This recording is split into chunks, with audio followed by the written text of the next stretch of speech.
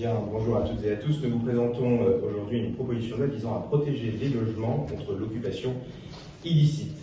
Nous le voyons encore très souvent dans l'actualité, des petits propriétaires sont victimes d'occupations illicites à Saint-Ouen, à Carcassonne, à Marseille, encore à Toulouse.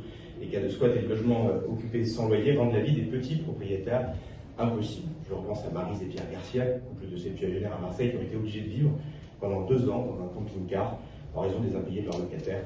Et il y a des exemples assez régulièrement. Ces situations, elles sont insupportables, et face à ces actes illicites, nous avons déjà agi. L'article 38 de la loi DALLO a été modifié en 2020 avec la loi ASAP, dont j'étais le rapporteur, en mettant en place une procédure express d'expulsion en 72 heures, y compris quand il ne s'agit pas d'une résidence principale.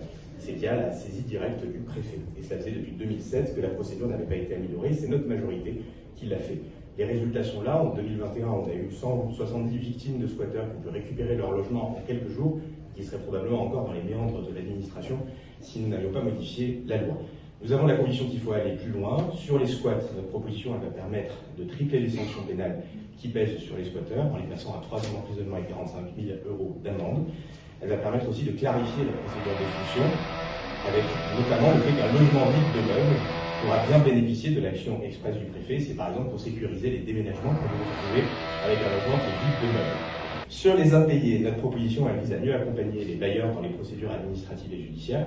On va proposer de créer un délit d'occupation sans droit ni titre en violation d'une décision de justice du logement d'autrui.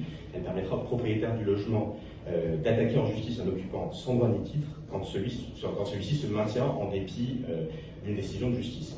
On propose également de sécuriser la clause de résiliation dans les contrats locatifs, d'une part en rendant obligatoire cette clause de résiliation, et puis en sécurisant son exécution, et en revenant sur la capacité du juge à en suspendre l'exécution. Et enfin, nous proposons 2 réductions de délai dans la procédure qui permettront de ramasser la procédure et d'aller plus vite. Voilà le contenu de cette proposition de loi qui permettra, nous l'espérons, à des milliers de propriétaires modestes de surmonter l'épreuve que peut constituer l'occupation illicite de leur logement pendant parfois des années et des années.